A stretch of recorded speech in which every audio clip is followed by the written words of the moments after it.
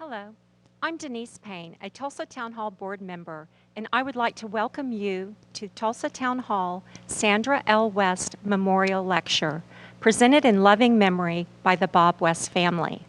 Sandy served on the Tulsa Town Hall board with a passion to secure the most outstanding speakers, and her love of this organization still shines through her family's generous gift. Our distinguished speaker today is renowned economist and publisher Steve Forbes. Mr. Forbes was scheduled to visit Tulsa in April, but due to the COVID pandemic and keeping the safety of all in mind, we had to reschedule. Although we are sad that he is not here today in person, we are delighted to share a virtual conversation between Steve and his Tulsa friend, Jim Stovall, which was sparked by questions from our subscribers and the Tulsa community. I would like to thank all of our generous Tulsa Town Hall series and After Dark sponsors, and we are so grateful to ORU and the Stovall Center for Entrepreneurship for hosting us today. After the conversation, I invite you to explore the Tulsa Town Hall website and check out our upcoming 2020-21 speaker series. In spite of blindness, Jim Stovall has been a national Olympic weightlifting champion, a successful investment broker, the president of the Emmy Award-winning Narrative Network, and a highly sought-after author and platform speaker. Jim is the author of 40 books, including the bestseller, The Ultimate Gift. For his work in making television accessible to our nation's 13 million blind and visually impaired people, the President's Committee on Equal Opportunity selected Jim as Entrepreneur of the Year. Our guest today, Steve Forbes, called Jim one of the most extraordinary men of our era. So, what a gift we have today to hear from two leading authorities and champions of free trade discussing the ever-changing global, national, and Tulsa economic climates. I would now like to welcome Jim Stovall, who will introduce Steve Forbes, and I look forward to hearing the insight and wisdom of both these acclaimed men. Thank you and enjoy.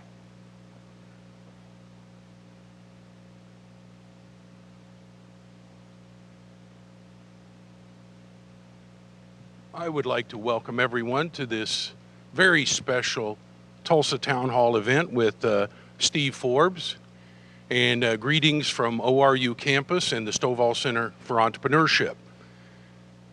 I met Steve Forbes 20 years ago when the Forbes Publishing Group was doing a book called Great American Success Stories, 12 stories of victory in business. And somebody in the Forbes building decided I was one of these success stories. I don't know what they were thinking, and I certainly hope they were able to keep their job with the Forbes organization. But that was a tremendous break and blessing for me at that time, because I got to meet Steve Forbes, and he wrote the foreword to that book and said some very kind things about me. And the next time I was in New York, I stopped by the Forbes building, and we sat in the library and talked for quite some time, and that began a series of dialogues and an amazing relationship, friendship with one of the most incredible people of the 20th and now the 21st century. And he has blessed me with the foreword to one of my books. He's endorsed several books. When my novel, The Lamp, was turned into a movie, it's about a character seeking wisdom, and they go around to ask some of the wisest people they know. And I thought, who better than Steve Forbes? So I had written in the screenplay, this character was to go and meet Steve Forbes. So I called Mr. Forbes and I said, would you be willing to play a cameo in this movie? He was very gracious to help out. And after we shot his part in the film in the Forbes building in New York, our production crew met, and we agreed that in that 10 or 12 seconds, we got the ultimate in Mr. Forbes' acting ability out of that, and we all agreed that he should not give up his day job, to say the least. But he's an incredible guy that I have learned so much from, and I'm proud to bring him to Tulsa through this virtual format. Steve Forbes has been a two-time candidate for President of the United States, I've often said he is eminently qualified to occupy the Oval Office, but probably too nice a guy to make it through a modern-day election. And he has led the Forbes publishing group through some of the most difficult times and some of the most rapid growth of that organization. And I always love his wit, wisdom, and he is here now to give us a bit of an oasis in the insanity. Please welcome to Tulsa Town Hall, Steve Forbes. Well, thank you very much, Jim, for those very kind words. And you're right about my keeping my day job. Acting was not for me when I was in grade school, even in the school plays where they tried to include everyone in the class. I never had a speaking part for a good reason. I did get to host Saturday Night Live 25 years ago after my first presidential run. A very successful show, but wisely I kept my day job because clearly I was not going to make a living on the stage trying to do that. But I want to thank Jim, want to thank Denise and her team for putting this together, this virtual event. I wish I could have been there in person. Obviously, a big concern right now is the U.S. economy in the post-COVID, hopefully soon-to-be post-COVID-19 world. We've had an upsurge in the COVID-19 cases, but we are far better prepared today than we were in March to cope with this disease. We know who the vulnerable populations are. And perhaps with one exception, the hospital systems today are equipped to handle a surge in terms of people who need hospitalization, especially intensive care units. And so I don't think that this recent surge in states like Texas is going to thwart the economic recovery. We're not going to have a national lockdown again. The good news on the COVID front is we have over 250 treatments under consideration now. And amazingly, 165 vaccines are being developed right now. 11 of them are already in clinical trials. Normally, it takes 10 years to develop a vaccine. We're now getting one underway in a matter of months. So by early next year, we should have treatments and we should have vaccines. And hopefully we can put this nightmare behind us and also be ready in terms of another version of a virus coming along. We'll have the equipment, the labs, the intellectual understanding to quickly deal with it and not have to suffer for what we started to have to go through as a nation and indeed the world this past March. In terms of the economy itself, you can tell how strong the economy was. We knew it was strong before COVID-19. But in terms of as the economy has been gradually loosened from the lockdowns, it's amazing how strong it's been under these adverse circumstances. You saw the unemployment numbers in May came in far lower, even though they're extremely high, much too high. They were still far below what the experts predicted. We saw today, in terms of initial weekly unemployment claims, the key number there is what they call continuous claims. That is people who are filing again for unemployment benefits. And that number came down over 700,000, so that's moving in the right direction. So where the economy is being liberated, good things are happening. And that, of course, leads to the question of, okay, what happens next? There will be, I think, a stimulus package, one final one. In there, a big question is, will we get a holiday for a payroll tax, getting a holiday from it? It's 15.3%, half by employers, half by the employees. And the nice thing about a holiday on that is it immediately increases workers' take-home pay and lowers the cost for employers of employing people and hiring new people. For example, an individual making $40,000 a year on an annual basis, a suspension of the payroll tax would lead to, on an annual basis, a $3,000 raise. After tax, that's very meaningful if you're making $40,000 pre-tax dollars a year, getting an extra $3,000. If you're making $50,000, it'd be $4,000. And of course, it reduces the cost of putting people on the payroll. And the nice thing is it doesn't cost a penny to administer. You don't have to set up a new program, a new bureaucracy. You just stop collecting the tax for 8 months or 12 months.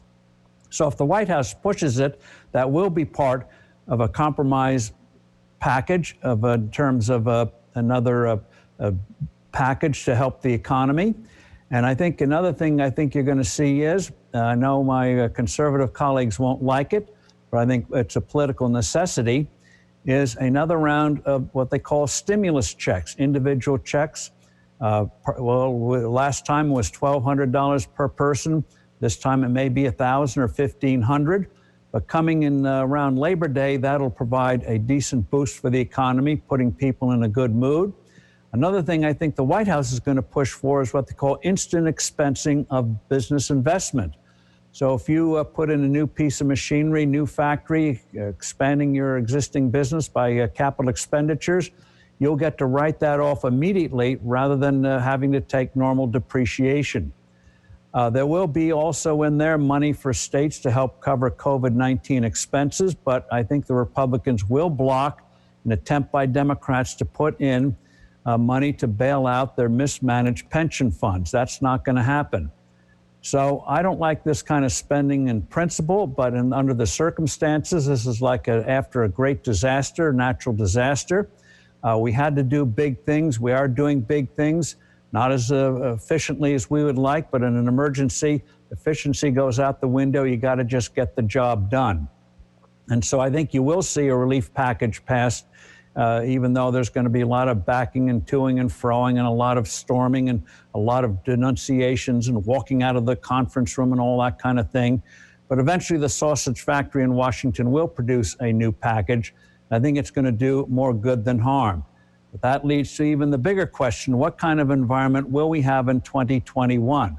Will we have an environment where we're going to get heavier burdens on individuals and businesses in terms of taxes and regulations, or are we going to go in the opposite direction, continuing to reduce the tax burden on individuals and businesses and the regulatory burden? If we do the good part, the American part, you might say, of reducing burdens on people, you're going to see this economy come back much quicker than the experts even today think possible. By before the end of 2021, we should be exceeding the levels of production we had before the COVID-19 crisis hit. Unfortunately, a lot of small businesses are not going to be able to make it through, and I hope in that sense the Congress has done a little bit of easing the terms of those loans they put out earlier this year, but Congress should just waive the repayment requirements from 2 years or 4 years and say you got 10 years to pay these things off to try to keep as many of these small businesses going.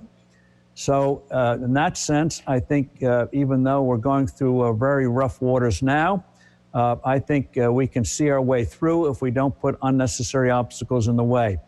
And in terms of big issues, one of the big ones, of course, is going to be healthcare, not just how we dealt with the COVID-19 crisis, but also about what kind of healthcare system we have. And I think what we're going to see emerge, Jim, is not the kind of system we have today, nor the kind of single-payer system that some Democrats are advocating, such as what they call Medicare for all, but really a brand new system that is based on the patient, where the patient actually controls the healthcare dollars in a way that patients haven't in the past.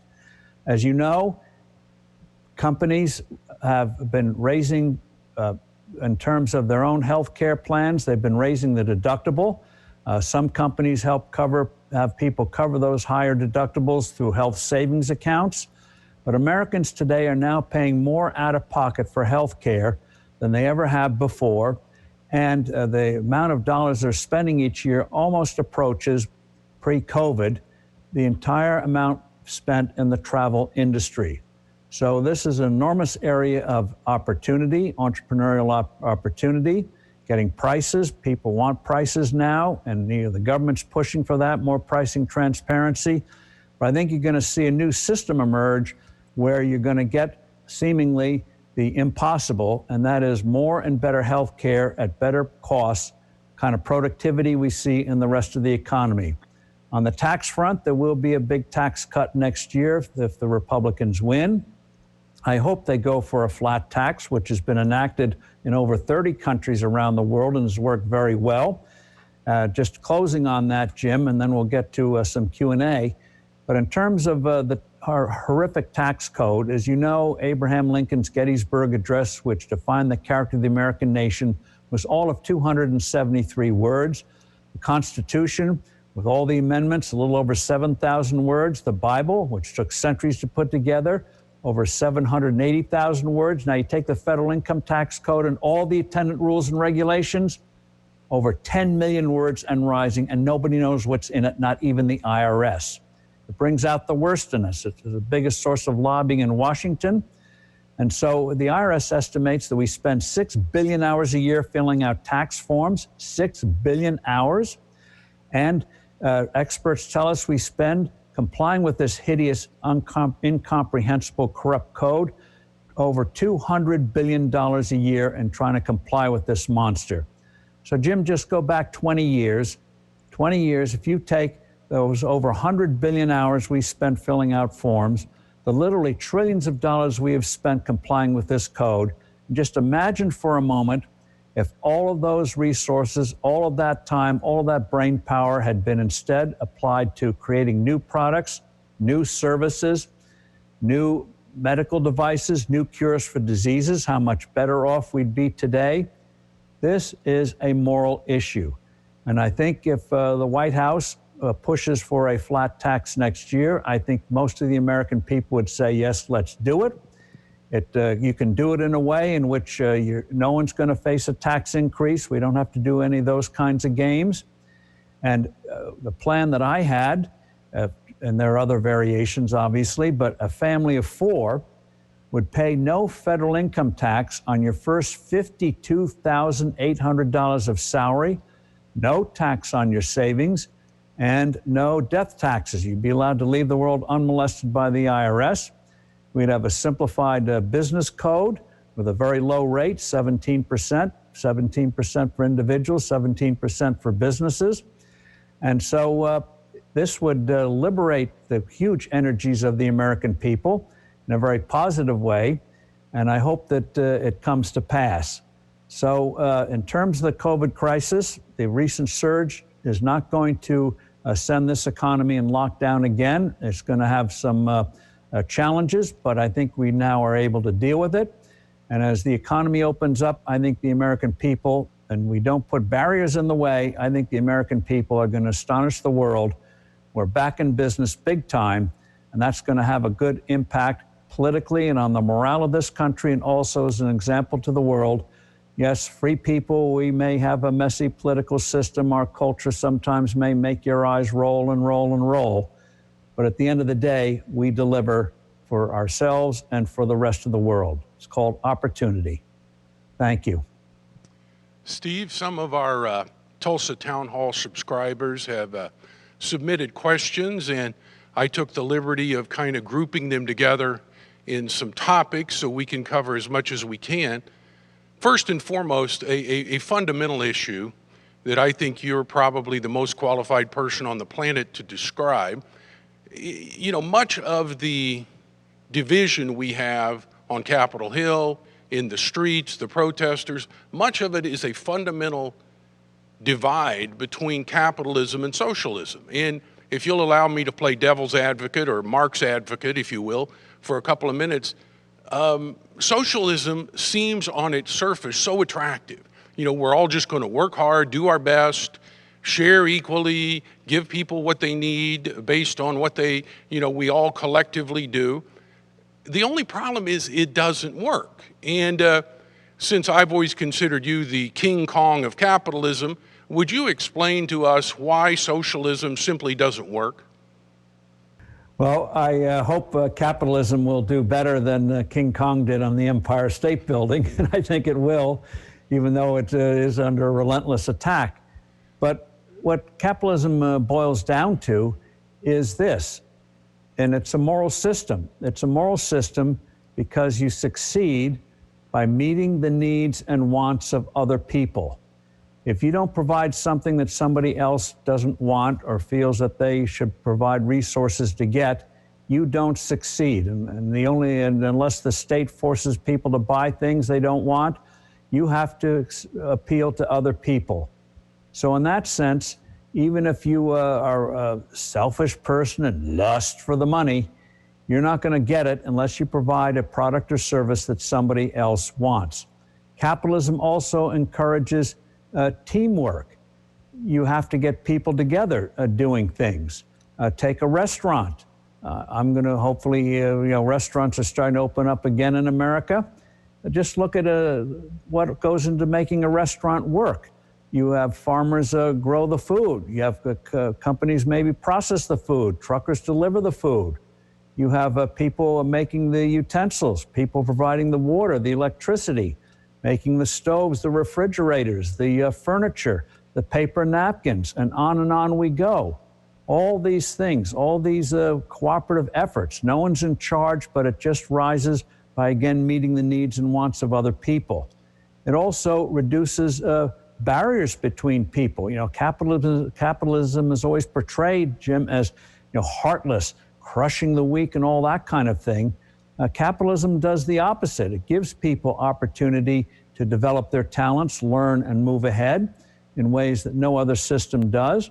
And you may not love your neighbor, but you sure want to sell to your neighbors. So in order to do that, you're always trying to figure out, how do I appeal to you to buy for you to buy from me what I'm offering?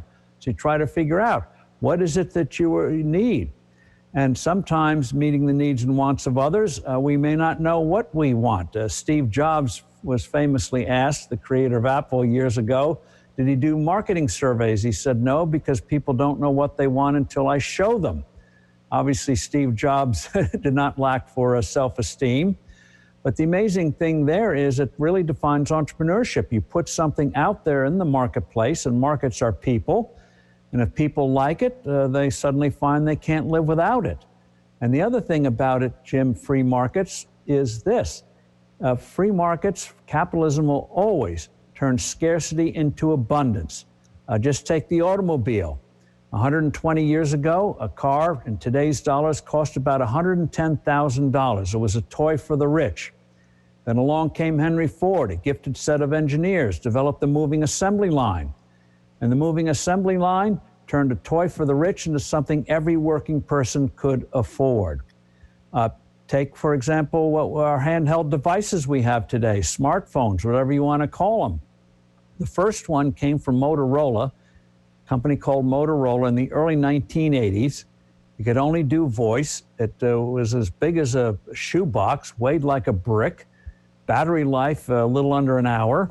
And the first one cost $3,995. Now, even the new Apple iterations of cell phones won't get near that kind of price of $3,995, maybe $1,100, $1,200, $1,300. So you take flat screen TVs. 15 years ago, those would cost $10,000, $15,000. Now you can get an even better one today for a few $100s. So it turns scarcity into abundance. So it's a system that is moral, and then it's not perfect because people are not perfect. But to succeed, you have to always be aware of what other people may want or do want. And so it provides our needs, and we get spoiled so quickly. If you take your cell phone today, which 30 years ago would have seemed like a miracle, if you'd said, Jim, just one thing, if you'd said 20 years ago that your grandmother could run a supercomputer, people would have looked at you with a strange set of eyes.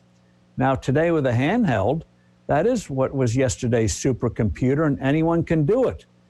And so if you place a call to Outer Mongolia, it takes more than 6 seconds. You say, what a piece of crap this device is. It's taken so long. We get spoiled.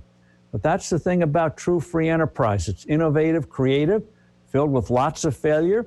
Entrepreneurs never have a smooth path to success, but they keep at it, and their success is ultimately our success. And you see it in the energy industry. Oklahoma, very dependent on the energy industry. You and I are old enough to remember when we were told, oh, we're running out of oil, running out of gas, blah, blah, blah. And then along came people like George Mitchell and others who worked ferociously and creatively to turn fracking into a reality. People sort of knew the idea was there, but to make it a reality, well, today, we're now the energy powerhouse of the world pre-COVID-19. And if the Democrats don't get in and wreck the energy industry, we will be clearly the dominant global powerhouse in energy. And that came through the kind of innovation and creativity you only get through free markets. All the experts Never would have thought, including a lot of people in the industry, never would have thought 20 years ago we'd be in the phenomenal position that we're in today in the energy industry. Steve, as you gaze into your magic Forbes crystal ball in a post-pandemic world, you know, I think we would all agree that the thought of things are going to go back to the way they used to be, that's not going to happen. You will either innovate or you will evacuate. I mean, that's where we're going to go.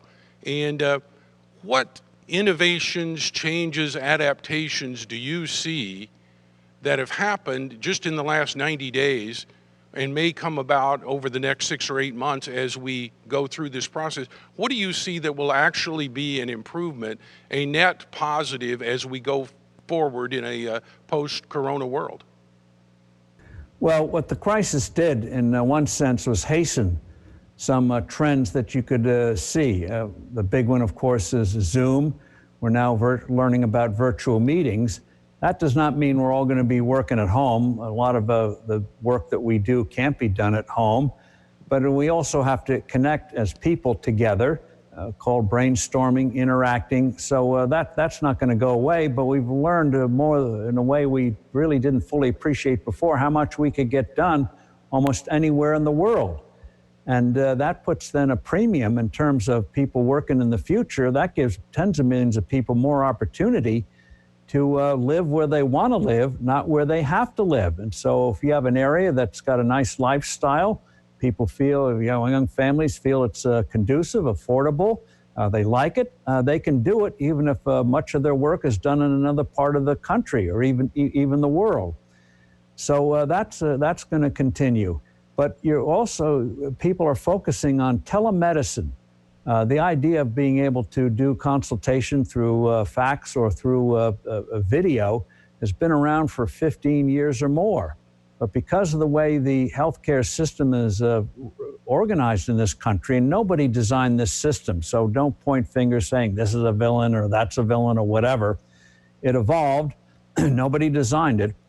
But innovations like telemedicine just took a long, long time to get off the ground because it's a third-party system, Jim. Third party, I mean, most of the payments are done through third party.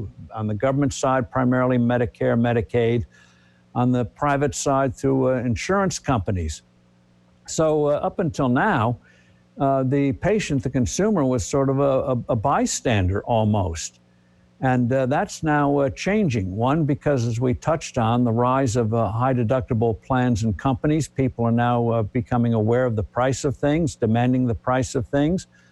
But also on things like telemedicine, you're going to see those innovations come along much more quickly because people are going to want those kinds of conveniences. And people who provide healthcare providers are not going to survive unless they are innovative in things like telemedicine and providing that. I think the whole payment system, you know, in a real free market, a telemedicine visit should only cost $25, $30, $35 max, not the $130 you have today. So there are big, big changes coming in healthcare, both in new cures and new devices, but devices and the breakthroughs that make a lot of what we had to go to the doctor's office now superfluous now and in the future, where a lot of these things can be done literally in your home or on your body, whether with a wristwatch or some temporary implant, and that's going to mean much better for our health. And you're also going to start to see design changes. For example, one of the hardest hit industries is the airline industry. Who wants to be in coach in this COVID era, virus era? We have 3 people just in front of you, 3 people right in back of you, 2 people almost cheek to jowl sitting beside you, 8 people right and crunching on you. Who wants that? You don't, just for reasons of health. Even in pre-COVID times, it was not a pleasant experience. Well, ingenuity is coming to work. You're going to see the aircraft changes in the way planes are designed. In the short-term future, you're going to see that middle seat not abandoned in coach, in the economy class, but turned around. So the middle seat will be facing backwards instead of forwards. And if you look at the design concepts, you'll have a see-through plexiglass around you, so you're going to have a little more privacy and far more safety in terms of your health. But even more exciting is you're going to see in the next few years the equivalent on aircraft in economy, double-deckers. We all know about double-decker trains, double-decker buses, but you're going to see it on aircraft. There's a company called Zephyr Aerospace. You can look it up online that has this concept. And what it means is very practical, very ingenious, is you're going to have two layers in the airplane, one, of course, on the ground, but you climb this little ladder and you're going to be able to have a seat, a second row of seats. And what's amazing about this in this new design is that it's going to be flatbed. So you get economy premium, you're going to have a flatbed for a long flight. You don't have to be in first class or business class anymore. You'll have more privacy as well. So that's more comfortable, certainly better for your health, more privacy. You don't have to worry about anyone sneezing or you're yourself sneezing. You're going to not be infecting anyone. So big things are going to be coming on that. And then we're going to learn to use artificial intelligence, which sounds hideous, but it just means we're going to be able to computate and do data far faster than before, which is going to open up huge avenues in terms of things we can't even imagine today. And just one parenthetical on artificial intelligence. I hope they come up with a better name for that. Makes it sound very scary. My friend Mark Mills, a great technologist, likes to say we don't refer to airplanes as artificial birds. We don't refer to automobiles as artificial horses. So these devices that can crunch data even more quickly and to do things we can't imagine today and giving us the stuff we need, I hope they come up with a better name for it because it's going to be overall quite positive. Well, Steve, as we speak right now, we're about 120 days away from an election here in our country. And since you failed to throw your hat into this ring, we have to make some tough choices. And I'm not going to ask you to tell us how to vote. I am going to ask you to tell us what should we be thinking about. I've always believed it's impossible to get the right answer if you don't ask the right questions. What are the questions we should be seeking? And there's got to be a better way for us to pick leaders on a national, state, and local level. So how do you see this election, and how would you like to see elections conducted in the future? Well, in terms of this election, and this is where we have to put personality aside and ask ourselves, what kind of country do we want to be? Where are we going to go in the future? What kind of environment, path are we going to be on come January 2021? And this is much more important than particular personalities. About every 40 or 50 years in America, Jim, we have these crucial elections that are defining about where we go. We had one in 1980. Back in the 1970s, before most of your audience was born, there was America was in terrible shape. We had a horrible inflation, economic stagnation. The then Soviet Union looked like it was the power of the future. We looked like we were a nation in decline. There was talk about malaise, that the best days of America were over. And that sort of has gone in the memory hole because in 1980, we had a crucial election. Reagan won. And as a result of his policies, including rebuilding the military, major tax cuts and other changes, the U.S. went from looking like a tired power that was just in the slow decline into the most dynamic country in history. That's where Silicon Valley became a bywords for innovation. And so go back to the 1890s. Back in the 1890s, people thought character of the American nation was going to forever change because back in 1890, in the 1890 census, and a historian from Wisconsin pulled out the bulletin from the Census Bureau, which announced that the American frontier was closed, that there are no really unsettled areas of the United States anymore.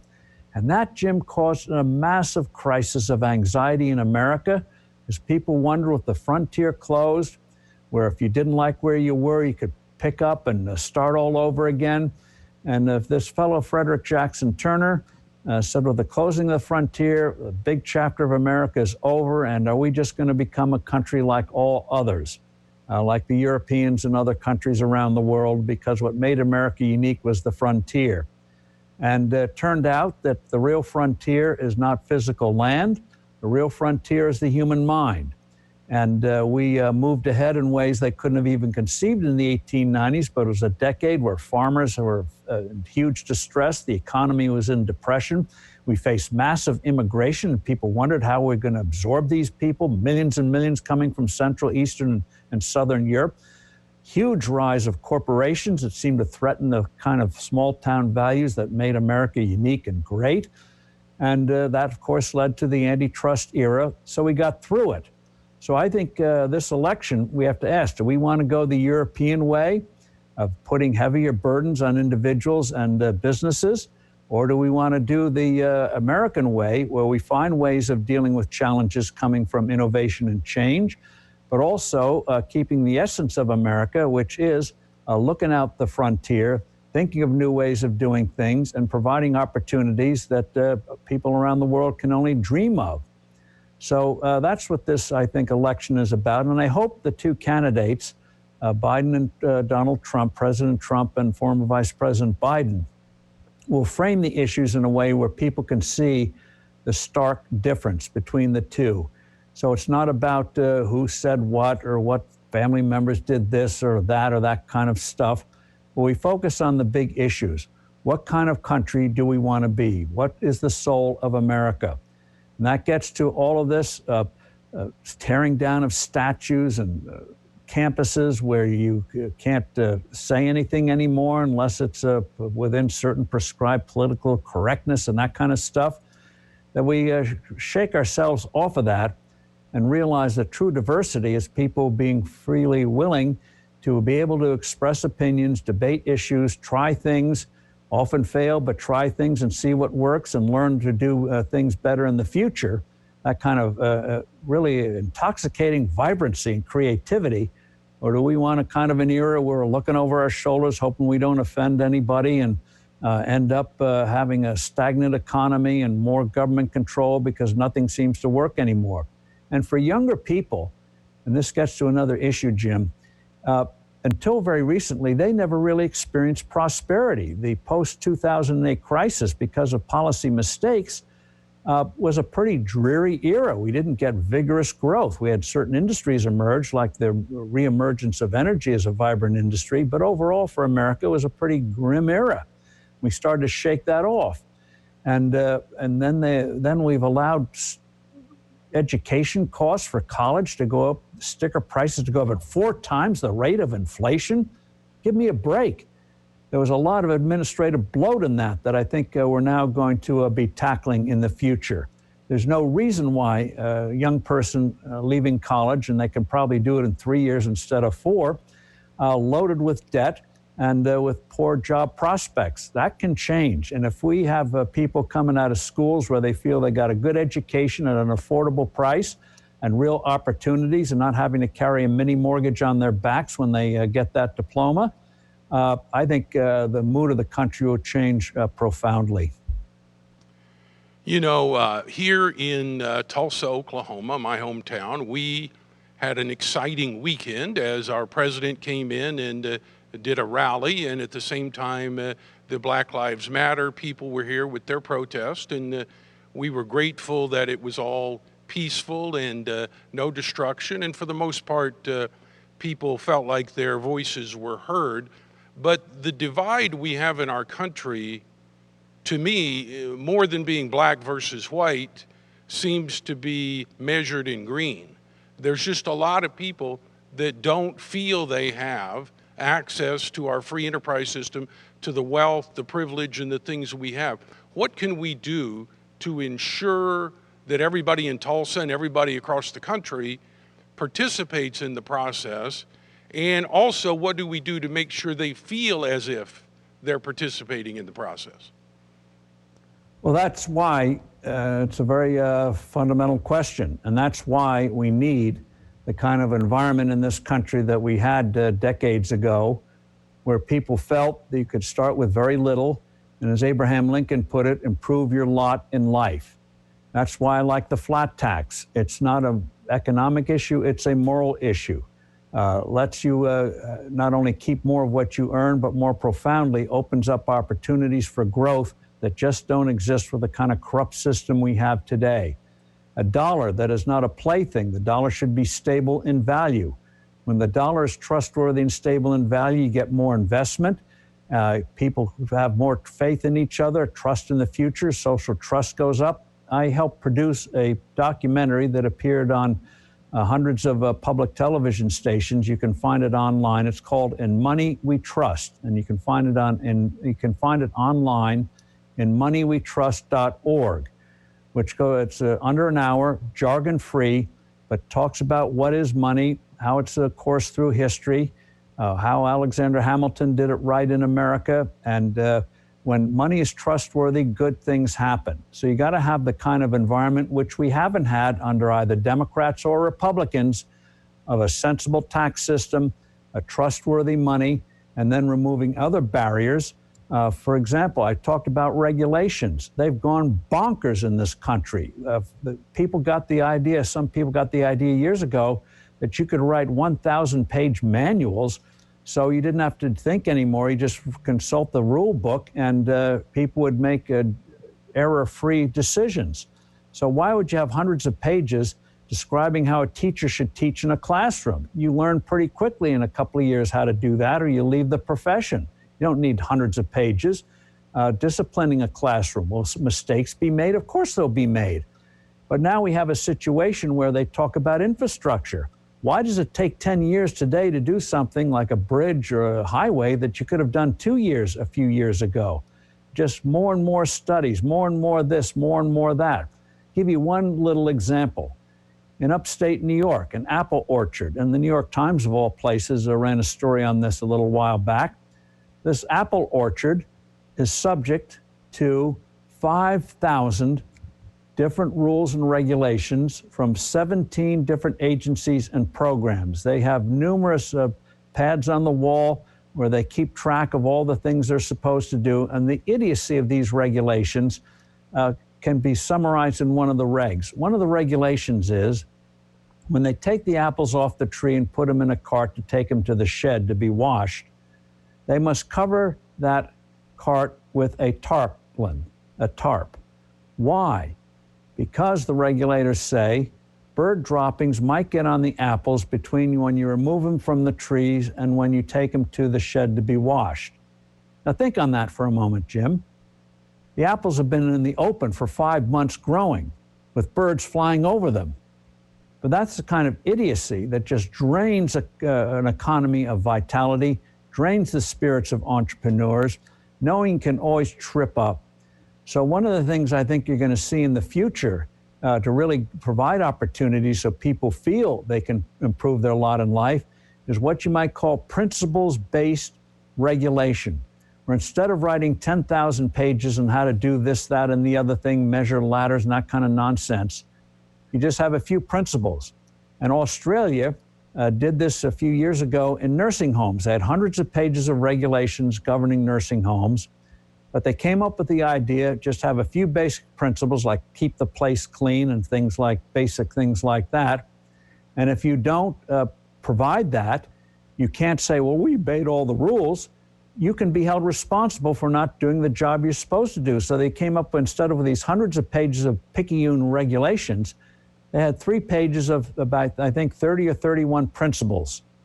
And the amazing result, contrary to what experts warned about, the outcomes for the nursing homes and the patients in the nursing homes was better under these basic principles where you're held responsible for making sure the job was done right, instead of these enormous rules where you could hide behind them and say, we obeyed the rules even though it didn't seem to work out very well, we obeyed the rules. No, give the goals and let people figure out how to do them. And if they don't do them, then they can be punished or censored or fined or whatever. But that way you have accountability, simplicity. So I think the way to have people feel they're part of American life again is get rid of this numbing regulatory environment, the numbing tax code, the unreliability of money, and occupational licenses. We now have licenses for everything, including many states braiding hair. You need to go to cosmetology school for 2 years to braid hair. Give me a break. And so all of this is like putting sand in the gears. So the more we hack away at this stuff, and the great way to do it is through principle-based regulation. And obviously you need licensing for things like physicians and basic things, common sense. But almost half of the occupations in some states now are subject to some kind of licensing and regulation. Stop it. We don't need it. And that, I think, has just put a real burden on America. And I think as we remove these burdens, people are going to breathe easier and realize there's a lot of things they can do. And I think you're going to see a different mood in the country. And results in terms of people getting ahead. Absolutely. Well, Mr. Forbes, the clock has almost got us. I have one more question for you, and then I'm going to let you wrap it up and put a bow on it. But as always, you have exceeded expectations. You've done that ever since I've known you. My career in television and publishing and the media has put me in front of a lot of high-profile people, and many of them I wish I had never gotten to know. And the more I've gotten to know you, the better I like you. This is your second appearance as a part of the Stovall Center for Entrepreneurship. You actually graced us with a video of congratulations and challenge when we did our ribbon cutting. And so as I leave you with a final question, I will also accept your commitment that when the world clears up again, that you will come back to Tulsa and do something with Town Hall and the Stovall Center for Entrepreneurship. So, you've been observing the world for a lot of years, and you're part of a third-generation business. And what you do is observe and put your perspective on things. And with all the things going on politically, racial unrest, the economy, the pandemic, as we sit here mid-year 2020, are you still an optimist, or do you have to struggle with pessimism at times? Well, I think all of us have periods where we scratch our heads and get a little pessimistic. That's the nature of life. But I think we have to take some comfort in the past, even though, Jim, times and circumstances change. Basic principles of progress do not change. And this country has made some woeful mistakes in the past, legacies of which, some of which we're dealing with today. But we try to find ways to either surmount them, deal with them, and enable people to positively move forward. And your own life is an example of it, of overcoming adversity and doing great things. I can't believe you've written 40 books. I think it's amazing if I can get 40 articles out in a period of time, much less a book. And so we want that kind of opportunity society. And one of the things I think we as a people, as voters, we should put even more pressure on our representatives. Just one example, there is a police reform bill Congress is debating, and right now it looks like nothing is going to happen. And the Democrats say, well, the Republican version in the Senate, it was written by, authored, quarterback by Tim Scott, senator from South Carolina. And the Democrats said, well, it doesn't go far enough. And so they wouldn't even let it come up for a vote. That is just pure poison politics. In the normal course of politics, the House of Representatives, which is controlled by the Democrats, would pass their version of a police reform bill. The Senate would vote on their version of a police reform bill. Then you'd sit down in what they call conference and try to cobble together a compromise. And so something actually gets done. Not everyone's going to be 100% happy, but something gets done because you go through the process instead of trying to play poison politics for election purposes. I think the American people are going to be reacting to that. They want to see real things done. I think they see through the corruption of our vocabulary and the like. So I think we're going to come through it. It's not going to be easy, but I think you are going to see a resurgence of respect for the First Amendment, for the right of free speech, and the basic Bill of Rights that our founders put forward. So in terms of moving ahead, you can't assume things are going to go well or that you're not going to have some very disheartening setbacks. But you have to feel that in this country, nothing stays the same. You can get up and refight and move forward, whether it's in the marketplace of commerce or the marketplace of ideas or politics. You never say never. You never give up. And that way we can achieve, as the founders said, a more perfect union. With human beings, we're not going to be perfect, but by golly, with people of goodwill, and I think people of goodwill are going to be rising up and saying this tearing down of statues and the like without going through due process is profoundly wrong, goes against the grain of the American spirit.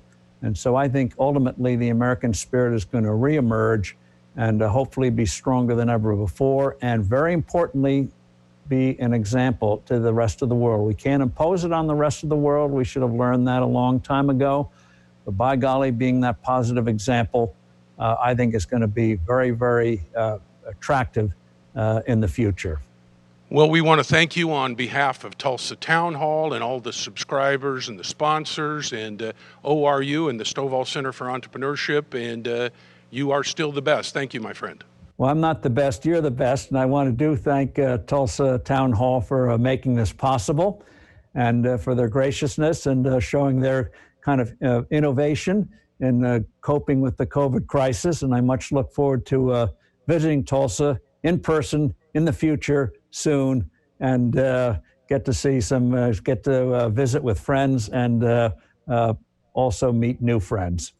Thank you.